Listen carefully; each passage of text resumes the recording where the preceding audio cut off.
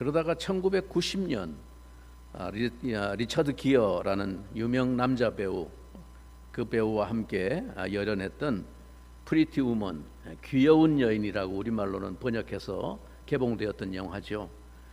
그 영화로 일약 스타덤에 올랐습니다. 그 영화가 대박을 치면서 하루아침에 무명, 이름도 알지 못하는 배우에서 인기 절정의 유명 스타가 되었는데, 그녀가 인터뷰에서 남긴 말은 그 후로도 많은 사람들에게 회자되고 인용되고 있습니다. 아침에 눈을 떴더니 스타가 되어 있었다. 이런 이야기죠. 많이 들어보신 이야기일 겁니다. 그런 경우에 그 사람의 삶은 그야말로 하루아침에 눈 뜨고 나니까 모든 것이 완전히 달라진 것을 확연하게 경험하게 됩니다. 그런데 여러분, 우리가 예수를 믿고 구원을 얻게 되었다고 하는 것은 그 전과 후가 어떤 확연하고 획기적인 변화가 느껴지시나요? 복음을 듣고 예수님을 영접하고 나서 그 다음날 눈을 뜨니까 모든 것이 달라져 있었습니까? 가끔 그런 간증을 하는 사람이 있습니다. 나뭇잎도 달라 보이고, 새소리도 달리 들리고, 하여튼 세상이 달라 보였다. 그건 그 사람의 마음의 상태, 은혜 받은 상태를 표현하는 말이니까 틀린 말은 아닐 것입니다. 그러나 외형적으로 우리가 누가 보더라도 확인할 수 있는 어떤 변화.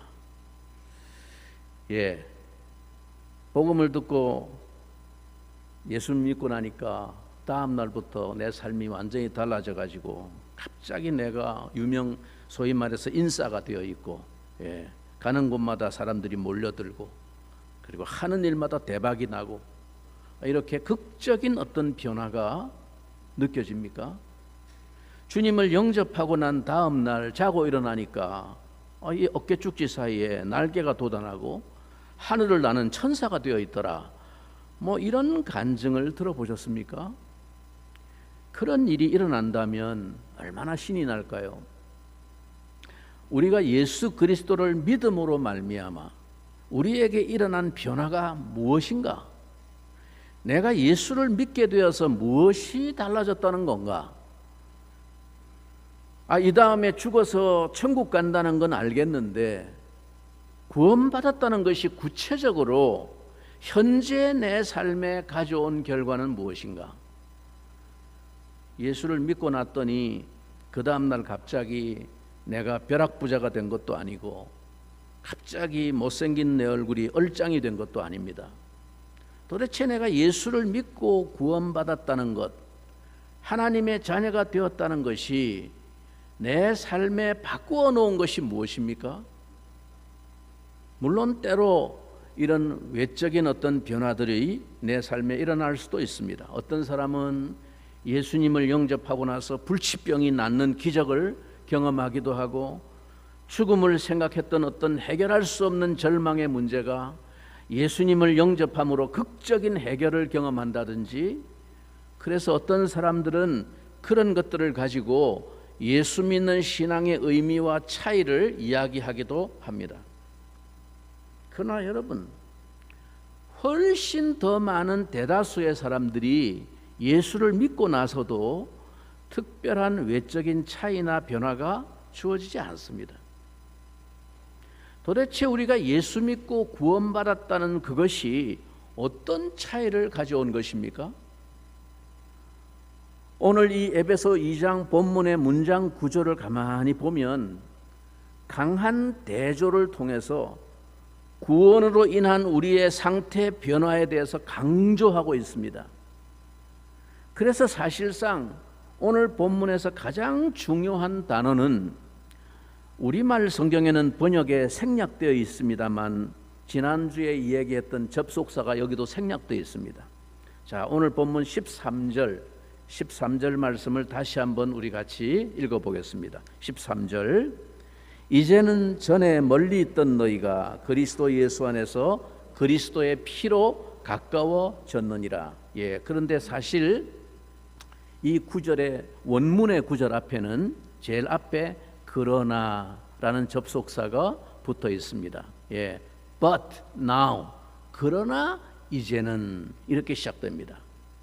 그러니까 이 말 속에는, 그러나 이제는, 이렇게 말하는 속에는 앞에 있었던 내용과 완전히 뒤집혀진 어떤 것이 암시되고 있는 것입니다. 자, 그러면 앞에 12절을 먼저 한번 읽어봅시다. 12절 다 같이 읽어봅니다.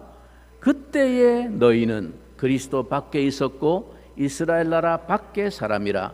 약속의 언약들에 대하여는 외인이요 세상에서 소망이 없고 하나님도 없는 자이더니. 예, 여기서 강조하는 말씀은 우리가 그리스도를 만나기 이전의 상태입니다. 그때 내가 어땠는가. 그때, 즉 전에는 그리스도 밖에 있는 자들이었는데 but now, 그러나 이제는 그리스도 안에 가까이 있는 자가 되었다라는 것입니다.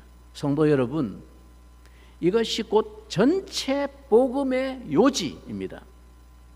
그리스도 밖에 있는 자와 그리스도 안에 있는 자, 곧 그리스도인과 비그리스도인 사이에 본질적인 차이가 무엇인가를 대조시키는데 무엇을 초점으로 말하고 있습니까? 이제는 너희가 어떤 축복을 받았다고 말합니까? 그러나 이제는 전에 멀리 있던 너희가 그리스도 예수 안에서 그리스도의 피로 뭐라고요? 가까워졌느니라. 여러분은 지금 이 말씀을 들을 때 어떤 느낌이 드십니까? 오늘 우리들은 어쩌면 예수 믿는 축복이 너무도 물질적이고 현상적인 것들로만 집중되어 있어서 더 이상 영적이고 본질적인 차이를 보지 못하는 것 같습니다. 초점은 하나님께 대하여 우리가 어떠한 자리에, 어떠한 위치에 있느냐, 혹은 어떠한 관계에 있느냐 하는 것입니다. 가까워졌느니라. 전에는 어땠다고요? 그때 멀리 있던 너희가, 문 밖에 외인이었고 그리스도 밖에 있던 너희가 이제는 그리스도의 피로 어떻게 됐다고요? 가까워졌다. 누구와 가까워졌다는 겁니까? 하나님과 가까워졌다. 예, 성경이 그리스도인과 비그리스도인 사이를 대조시키는 초점은 바로 이것입니다. 그리스도의 피로 말미암아 하나님과 가까워졌다는 것입니다. 전에는 너희가 멀리 있던 자였다라는 것입니다. 전에는 그리스도 밖에 있었다는 것입니다. 전에는 하나님과 관계가 없던 자였다라는 것입니다.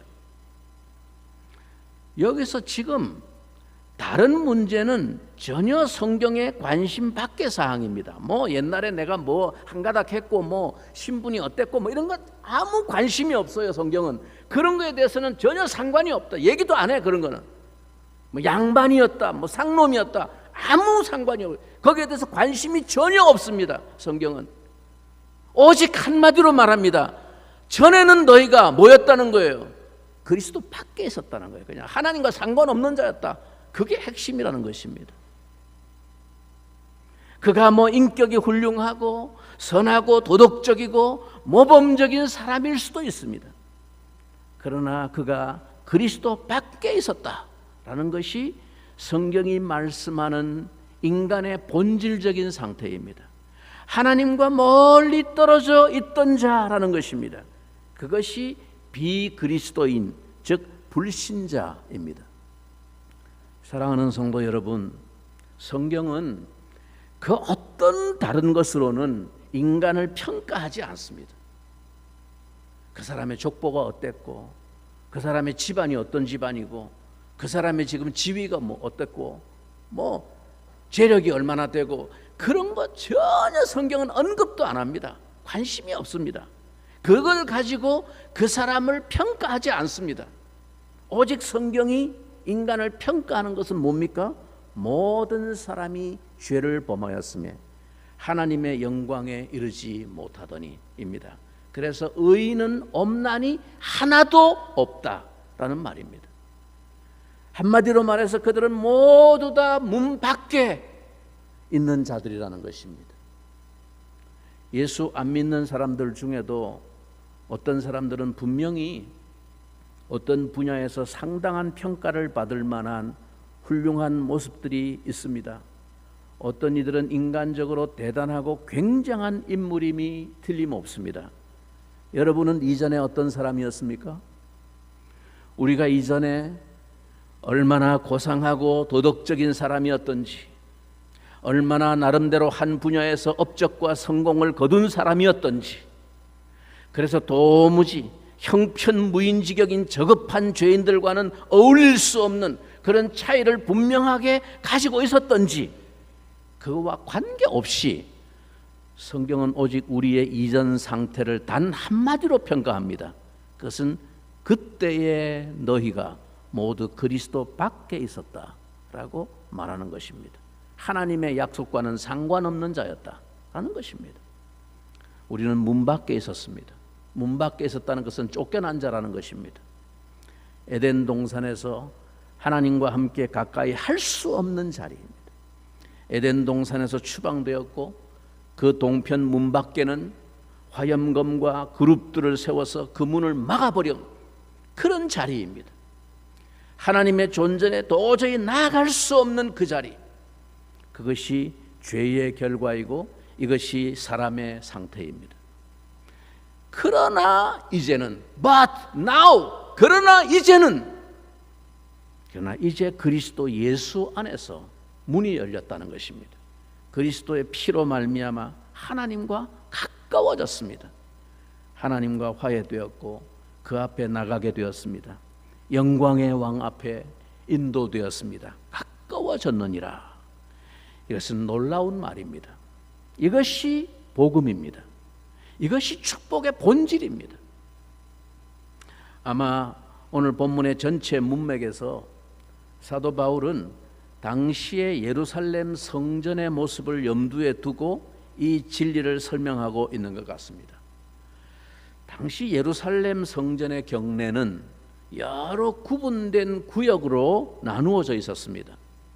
성전에 제일 가까이에, 지성소가 있는 성전 제일 가까이에 제사장들의 뜰이 있었고, 그 밖에 이스라엘의 뜰이 있습니다. 마당이 있습니다.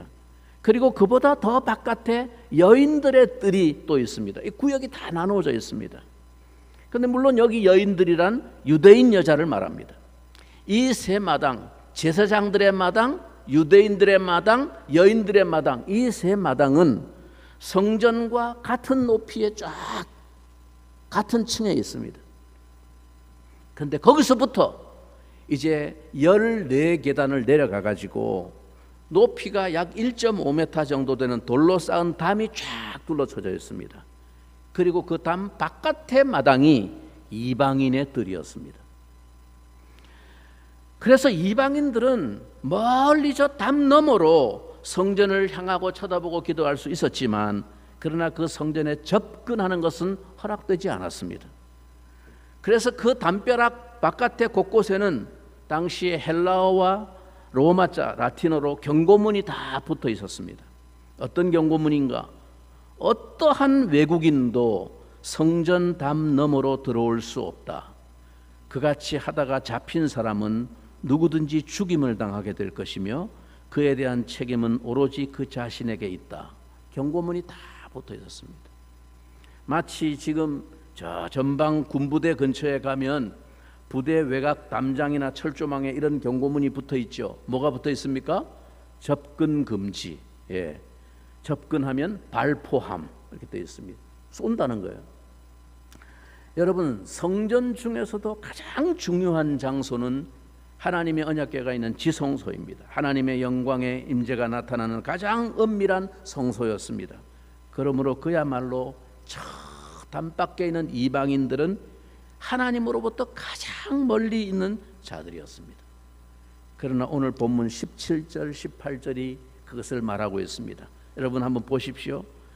또 오셔서 먼 데 있는 너희에게 평안을 전하시고 가까운 데 있는 자들에게 평안을 전하셨으니 이는 그로 말미암아 우리 둘이 한 성령 안에서 아버지께 나아감을 얻게 하려 하심이라. 가장 멀리 있던 자들이 이제는 가까워졌고 놀랍게도 지성소에 들어감을 얻게 되었다라는 것입니다. 이것이 바로 그리스도인이 되었다는 차이입니다. 이것이 핵심입니다. 오직 여러분은 그러나 이제는 그리스도 안에서 하나님과 가까워진 자입니다. 여러분, 그리스도 밖에 있는, 문 밖에 있는 비그리스도인은 세상에서 출세하고 진급이 되어도 여전히 하나님 밖에 있습니다. 사업이 더 잘 되어도 하나님으로부터 멀리 있습니다. 그는 아무리 성공해도 그리스도 밖에 있습니다. 그는 하나님께 가까이 나아가지 못합니다. 문 안에 들어가지 못합니다. 성도 여러분, 그리스도인이 된다고 하는 것은 이제 하나님과 아는 사이가 되었다고 하는 것입니다. 그게 뭐 별게 아닌 것으로 생각이 됩니까?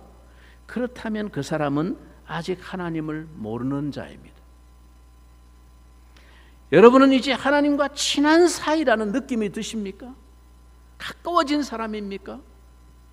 하나님은 옛 제국 시대의 황제처럼 군주처럼 먼 거리를 두고 높은 데서 얼굴도 잘 보이지 않는 위치에서 근엄하게 보좌에 앉아 계시는 그런 분이 아닙니다. 그리스도인은 하나님과 그런 관계에 있는 자가 아닙니다.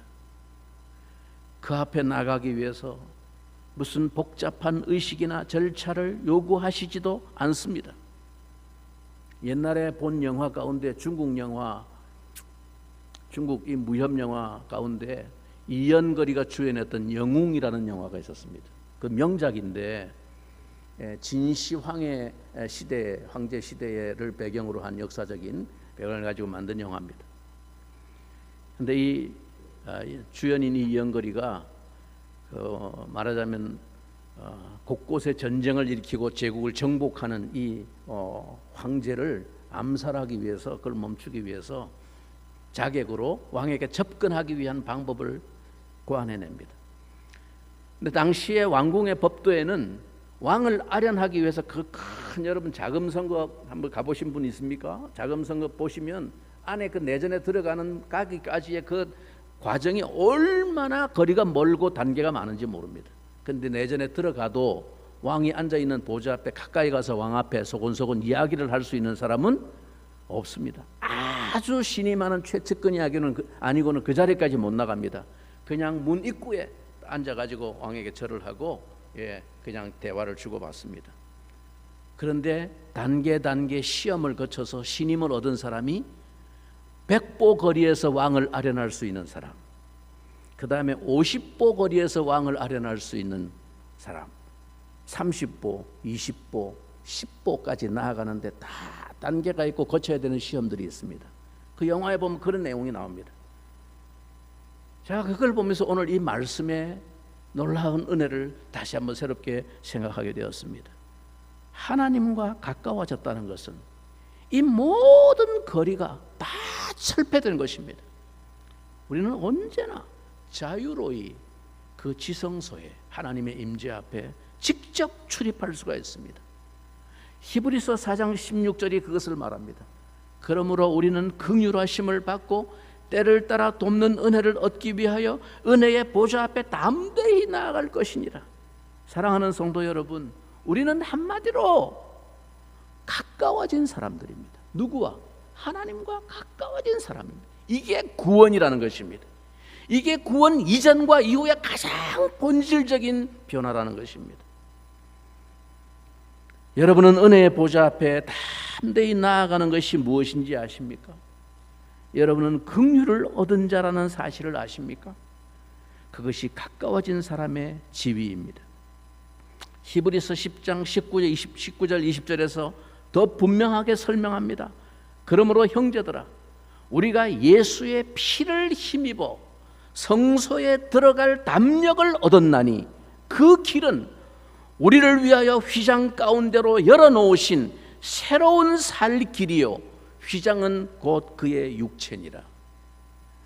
이제는 우리가 거기로 가까이 나아가고 있을 뿐 아니라 이제는 우리가 그분을 아버지라고 부르며 나아가는 자입니다. 멀찌감치 떨어져서 눈치를 살피며 뭔가를 구하는 자가 아닙니다. 어린 아들이 자기 아버지에게로 달려가듯이 아빠, 아버지라고 부르며 그렇게 가까이 나아가는 자라는 것입니다. 여러분, 이것이 복음입니다. 여러분에게 어떤 조건도 자격도 요구하지 않습니다. 가까이 가는 유일한 길, 그 지성소로 들어가는 오직 한 가지 길은 예수 그리스도의 피로 말미암아입니다. 그의 피가 이 길을 열어놓았습니다.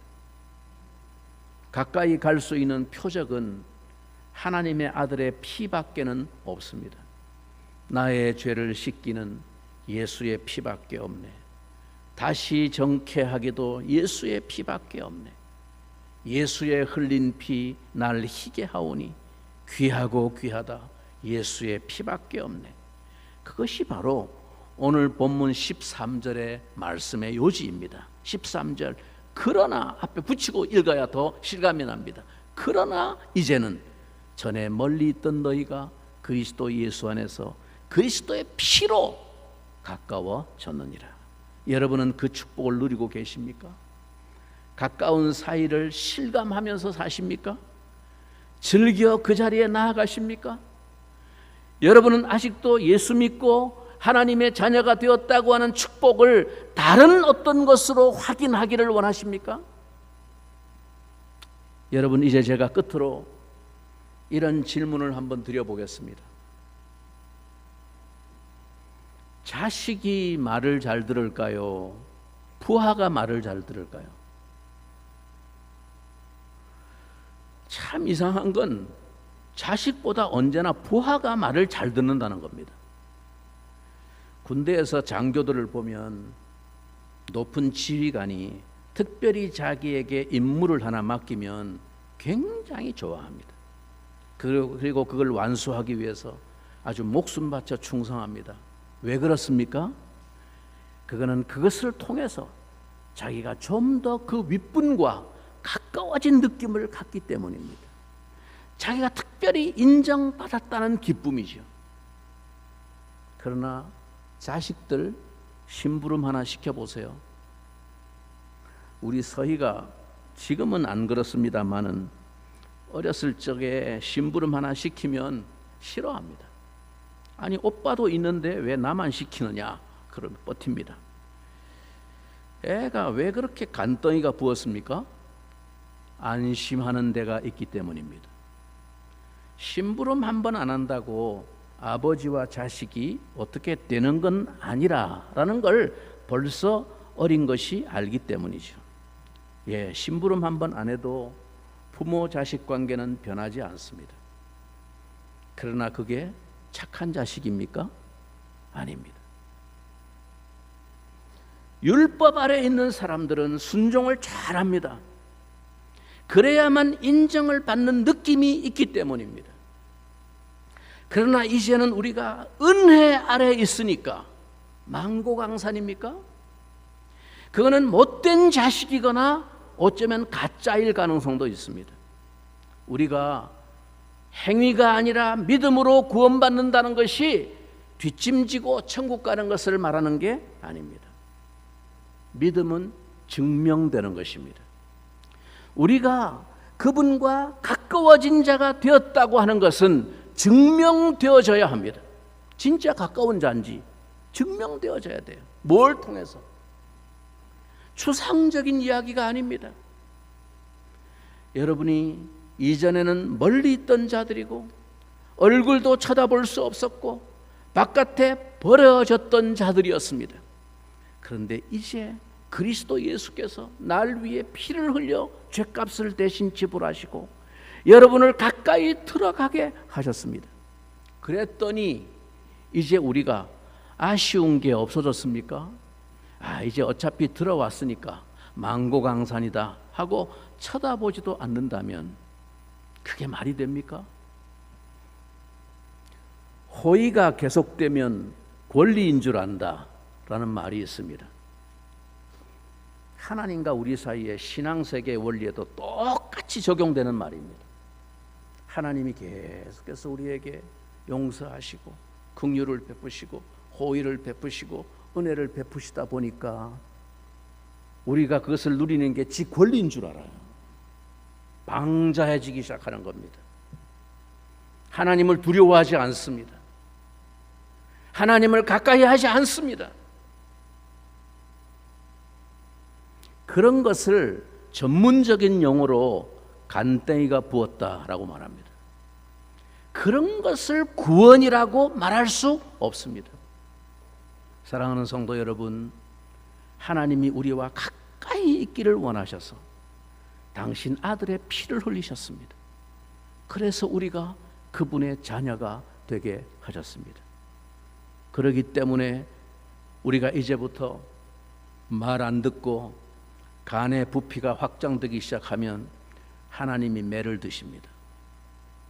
여러분, 이상하게 그리스도 밖에 있는 자들은 이상한 짓을 해도 하나님이 별로 상관치 않으시는 것처럼 보이는데 우리가 조금 삐딱하게 가면 하나님이 매를 드십니다. 그냥 놔두시지를 않는 것 같습니다. 그래서 어떤 때는 내가 예수 믿어서 더 잘 되는 것 별로 없고 오히려 삶이 더 빡빡해지고 까다로워진 것 같이 느껴질 때가 있습니다. 그래서 어떤 때는 차라리 내가 예수를 안 믿었으면 오히려 일이 더 쉽게 풀렸을 텐데 뭐 요딴 소리를 하기도 합니다. 그게 바로 한마디로 간이 부은 거죠. 근데 여러분, 하나님이 우리에게 매를 들고 하시는 말씀이 무엇인지 아십니까? 부모가 자식에게 매를 들면 무슨 말부터 합니까? 매를 들고 먼저 하는 말이 뭡니까? 안서희, 너 들어와, 너 이리 와. 제일 먼저 하는 말이 그겁니다. 요즘도 우리 서희가 그 추억을 잃어버리지 않고 가끔가다 한마디 그 얘기를 합니다. 자기 어릴 때 마루에서 오빠하고 투닥투닥 싸우는 소리가 들리거나 엄마 말 안 듣고 고집 피우는 소리가 들리면 아빠가 방에서 서재에서 설교 준비하고 앉아 있다가 그 소리 딱 듣고서는 안에서 점잖게 소리가 들린다는 거예요. 안서희, 너 이리 와. 그럼 바짝 애가 씨앗이가 돼갖고 들어옵니다. 예. 막대기 요만한 거 가지고 어릴 때 발 뻗고 앉아. 발 뻗고 딱 앉으면 발바닥을 제가 때렸습니다. 발바닥 때리는 거 그 효과 있습니다. 예. 상처도 안 남고요. 예. 소리는 찰지게 착 크고요. 아프긴 아픈데 예. 후유증이 없어요. 예. 다치지 않습니다. 그래서 효과가 있습니다. 저는 어릴 때 우리 애들 발바닥 때렸는데 그거를 아마 잊지 못하는가 봐. 얘가 가끔 가다가 아빠 자기 어릴 때 그랬다는 거예요. 여러분, 여기서 중요한 것은 안서희 이리 들어와 라는 것입니다. 무슨 뜻입니까? 매를 때리긴 때릴 건데 얘를 죽여가지고 내보내려고 그러는 게 아닙니다. 쫓아버리려고 그러는 게 아니라 가까이 오라는 것입니다. 그게 핵심 관건입니다. 야단을 맞아도, 매를 한 대 맞아도 이리 와 하는 말이 좋지, 나가! 그러면 진짜 큰일이에요. 여러분, 그게 축복임을 아셔야 합니다. 우리는 하나님과 가까이 있어야 할 자들입니다. 매를 맞아도 우리를 가까이 오라는 것입니다. 거기서 모든 문제가 풀립니다. 하나님과 가까이 있는 이 축복, 그것이 그 아들 예수 그리스도의 피 흘리심을 통해 우리에게 주어졌다면 그분이 우리에게 아까워하는 것이 무엇이 있겠습니까? 그 놀라운 자리에 축복을 알지 못하고 다른 것을 가지고 자꾸 예수 믿는 값을 찾으려고 한다면 그는 얼마나 한심하고 어리석은 사람입니까? 여러분은 이제 하나님과 가까워진 사람입니다. 그분의 자녀가 되었습니다. 그것이 구원입니다. 하나님과 친하게 된 사람, 그가 그리스도인입니다. 이것이 우리 구원의 증거이고 감격입니다. 이제부터 우리의 삶에 이것이 가져온 놀라운 변화와 축복으로 가득해지기를 바라고 이 차이를 증명하며 사는 삶이 되시기를 우리 주님의 이름으로 축원합니다. 같이 한번 말씀 생각하면서 기도하겠습니다. 하나님 아버지, 멀리 있던 내 인생, 하나님의 은혜와 상관이 없던 내 인생, 그리스도 예수의 피 흘리심으로 말미암아 내 죄값을 대신 지불하시고 나를 하나님 가까이에 불러주신 은혜 감사합니다. 이것이야말로 그 어떤 무엇과도 바꾸어 설명할 수 없는 하나님의 구원의 놀라운 증거요 축복임을 내가 자랑하며 감격하며 그 놀라운 축복을 내 삶을 통해서 하나님과 가까워진 자라는 사실을 증명하면서 살 수 있도록 하나님 은혜를 베풀어 주시옵소서. 우리 함께 잠시